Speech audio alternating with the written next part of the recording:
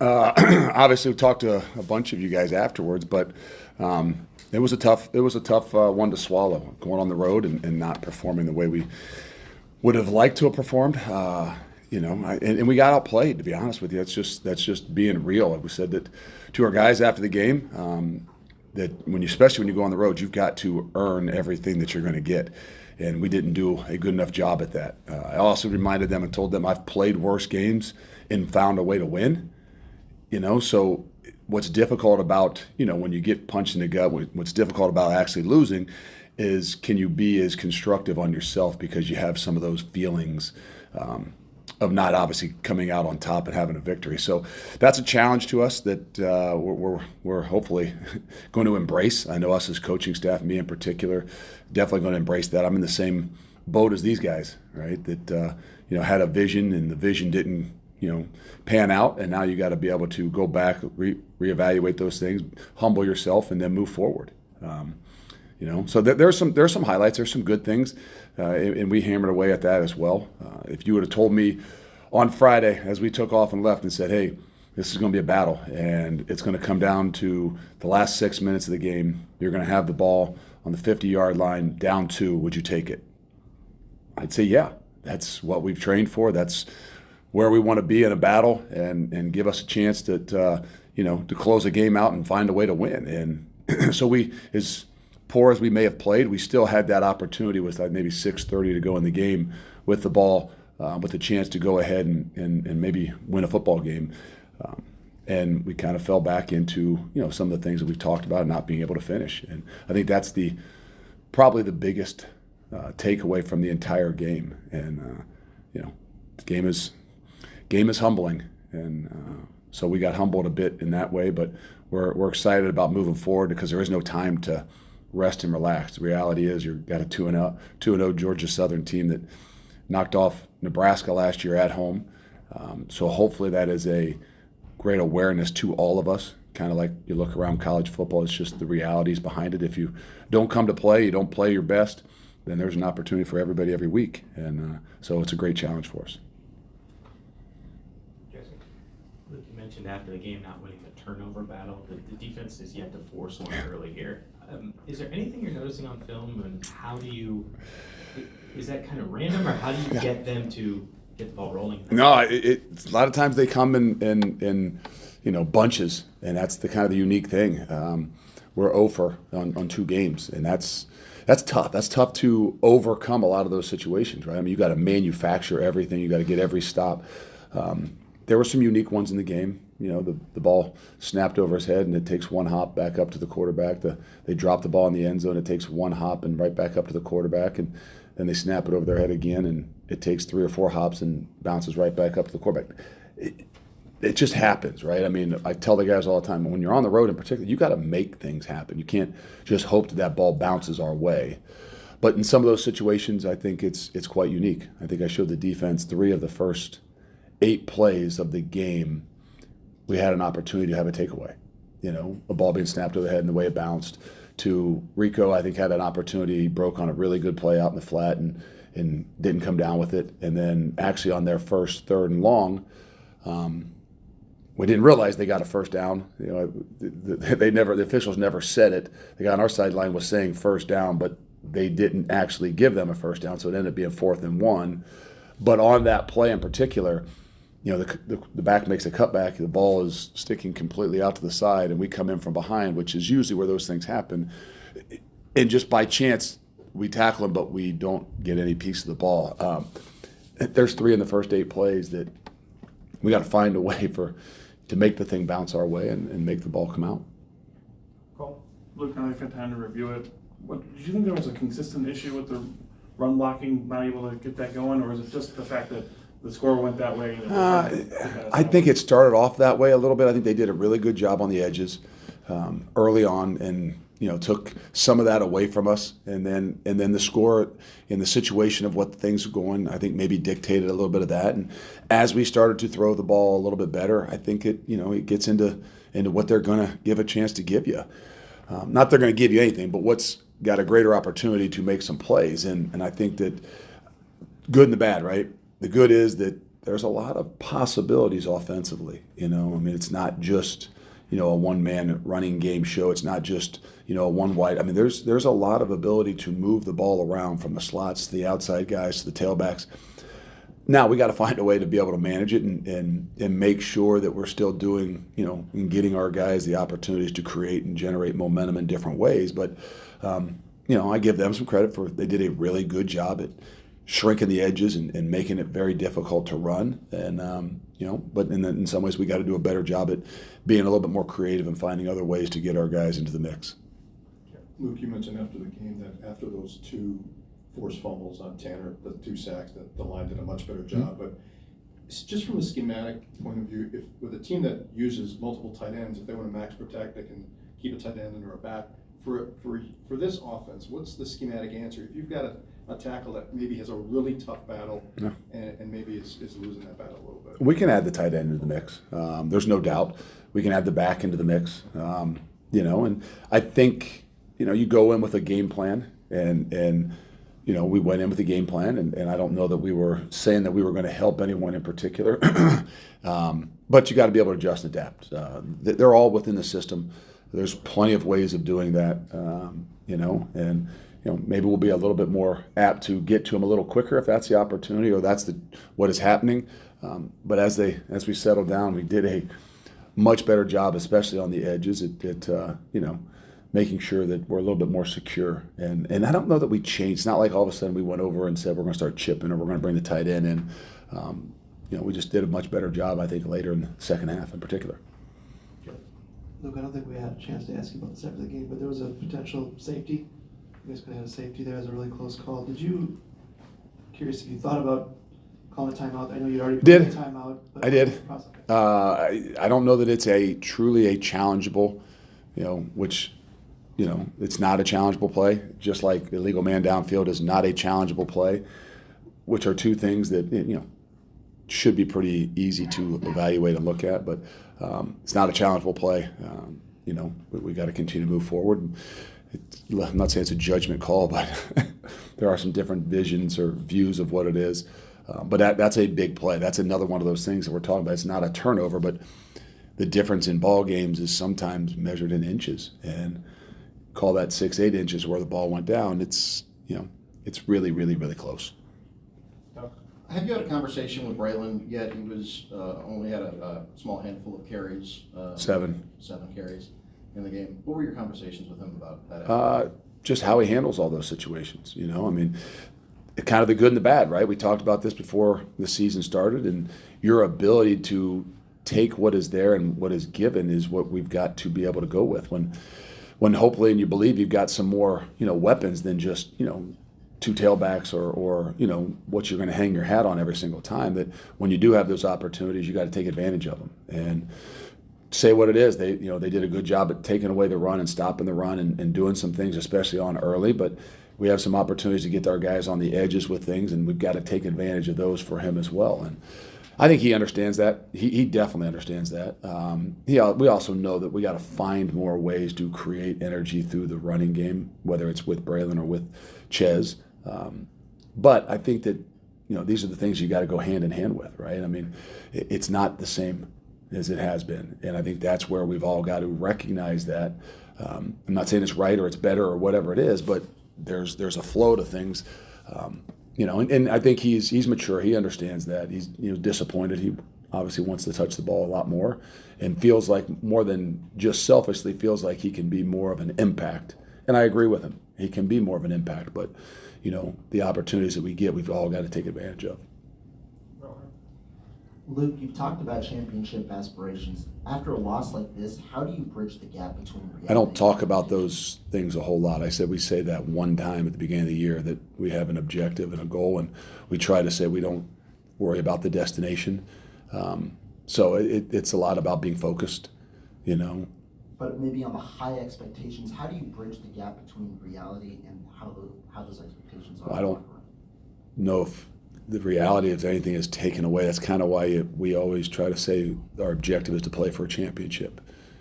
You have everything still sitting right out in front of you. And to me, that's what's important. And hopefully that, like I said, it's humbling when you get punched in the gut, when you get knocked down. And in this instance, you have a loss, but it's also a realization that, we've got to continue to move forward. And I hope that it allows us to focus on the journey and what you need to do to get better as opposed to the destination. Regardless, I'm not saying anybody was focused on the destination, me included, but it is a great shot of reality about what it is that you got to focus on each and every week and quit worrying about, the things that could possibly happen at the end of the year. The offense has had moments where it's really clicked, the third quarter, a couple touchdowns. There's always going to be ups and downs throughout the course of the game, but at this point, how close do you feel like the offense is to consistently playing at the level that you and Phil believe is possible? I do think we're close. I think that there's, some still balance of some things that we've got to do a better job with. But I think what it comes down to is the belief, and that's where you're getting everybody to say, making sure it's harder to believe when you don't see as much, right?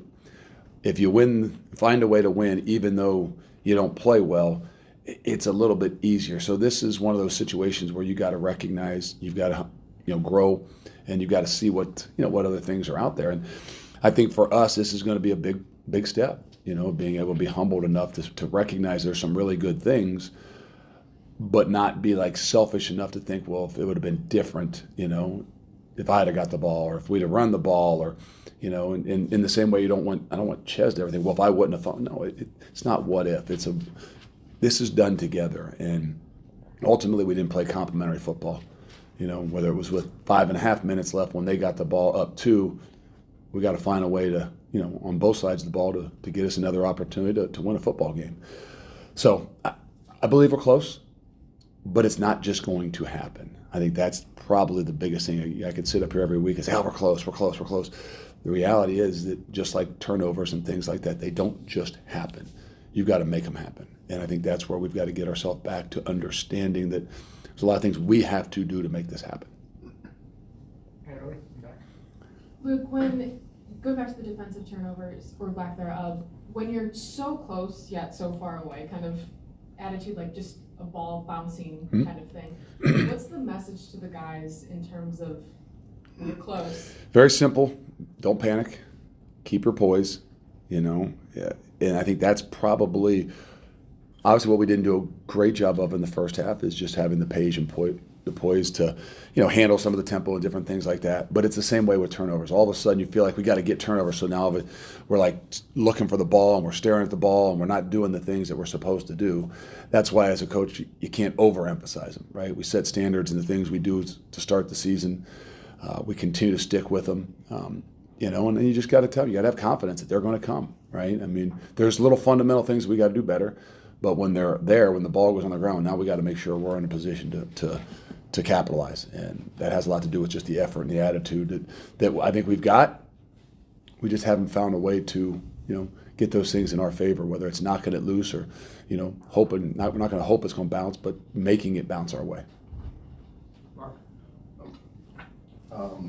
You kind of touched on James Thompson almost got the safety. Mm-hmm. In general, when you look at the defensive line, how did you evaluate the unit and kind of what stood out to you against Washington State? Well, I think in the first half we probably struggled a little bit in some of the 3-man pressure stuff, but I thought those guys really, for the most part, ended up doing a really good job. We kind of went into the game on both sides of the ball saying we had to dominate the edges, and I'd say in the first half we did not do that on either side of the ball, and so whether that's offensively or defensively, but as a whole, as the thing went on, the good thing about it, I think there's 8 guys that played up front defensively. Nobody played more than 41 snaps, I think. So we're setting the standard of the effort level that you got to play with, and you got to recognize that if you're only going to play that many snaps, that you got to take advantage of every single one of them with your effort. So I think we're in a good place. I think we got to continue to grow. I think we've got to become a little bit more dominant, especially on the edges, and that's what our expectation will be. Luke, I think it was before the opener, you said you weren't sure about Isaiah Mullins, about how long he might be out or wait. Do you have any update on him, and when he does come back, what do you think he can give that unit, especially on the edge? Well, he'll have to earn a lot of those things, just in the sense that, there's a lot of guys that are rolling in there, and as we continue to push forward, it's similar on both sides of the ball, right? I mean, the more opportunities that you take advantage of, the harder you play, the things that end up happening. there'll be more. So we're excited to get him back. I don't know when exactly it will be. It's Monday. It'd be great if we get him this week. I don't know if that's the case. I hope, but we'll have to see come Tuesday, Wednesday. Because if you can't go on Tuesday and Wednesday, then you're not going to be able to go on Saturday. And so those guys are doing a good job. And it'd be great to get him in the mix as well. Coach, Ches isn't a guy that puts the football on the ground very much. I think that was the first lost fumble in his career, if I'm not mistaken. That kind of thing in that moment can affect people in different ways. How did you just kind of see him react after that and come back to the facility today? Well, he was crushed after the game, and it's not one play. That's what we remind everybody all the time. But it is hard. A guy that has that much pride, has that much, has worked that hard, and he knows that the opportunities are not just like you're going to line up and get the ball 35 times. They've got a great duo of guys. So it makes it even more difficult. But I think everybody's got the utmost confidence in him, and that's what he's got to have in himself. And we had a little conversation after practice because I still think he was hanging on to it, which is something you can't do, regardless of what the situation, after 10, 12, 15 hours. Some would say 24. I think that's too long. You got to move on. You got to put it past you. But you got to remember the feeling. So those feelings are what continue to motivate you. You don't let them hold you back. And so I fully expect him to not bat an eye over it. But I can tell you that he took it really hard. But you saw the kind of maturity that his teammates have, that the trust they have in him. So, Luke, I asked you about Bryson Green after the game, but just rewatching that film, just what skill sets stand out to make him a threat and stretch the field like he did in that second half?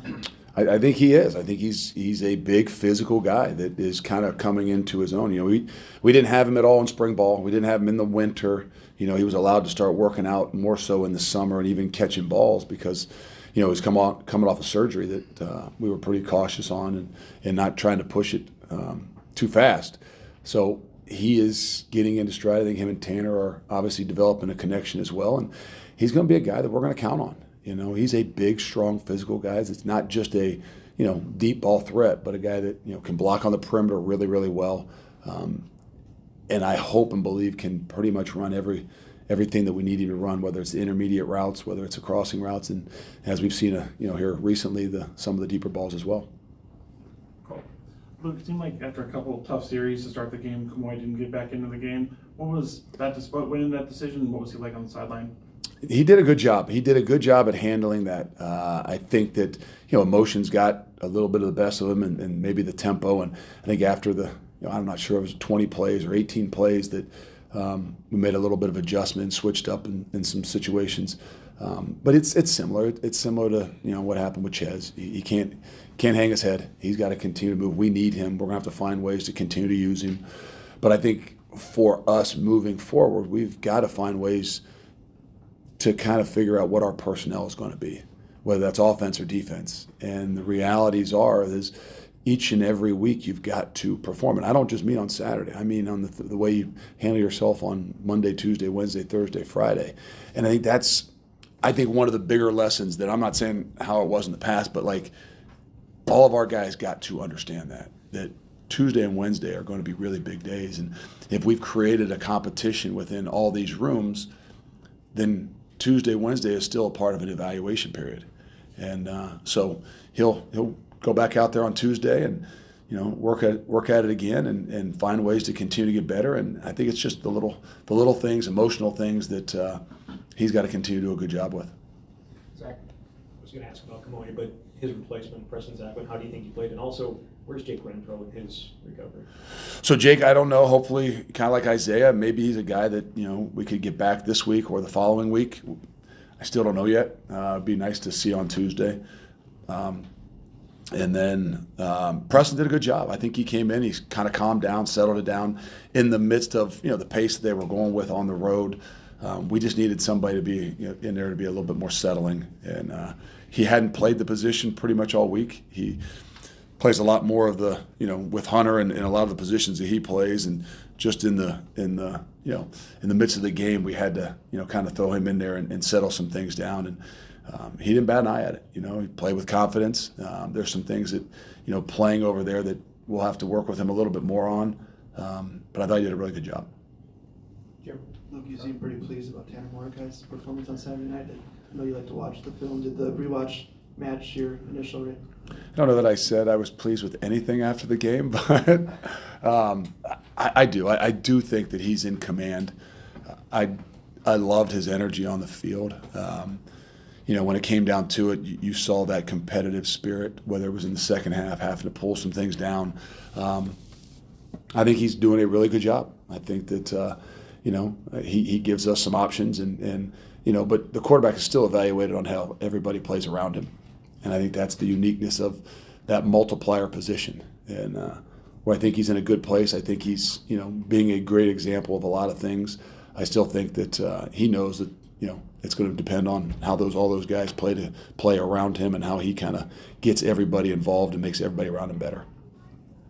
Luke, you haven't lost back-to-back regular season games since 2017. What is your message that gets guys to flip the scripts? It's not something I've think about, but I don't know that there's any one in particular thing, right? I mean, the first starts with humbling yourself, I think, more than anything. And if you can do that, then you got an opportunity to continue to grow. The most difficult thing about overcoming a loss is, getting out of your own head. Whether you're a coach or you're a player, the more you get in your own head, the more you keep going back over and over and over and trying to find excuses and reasons why things happened, the less chance you have of moving forward. So hopefully we can be an example to what that looks like, not talking about, well, what if the ball would have bounced, or what if they wouldn't have called that a fumble, or what if they would have, that's not going to do us any good. So I hope and believe that we can be an example, me in particular, of what humbling yourself looks like and what moving forward has to look like.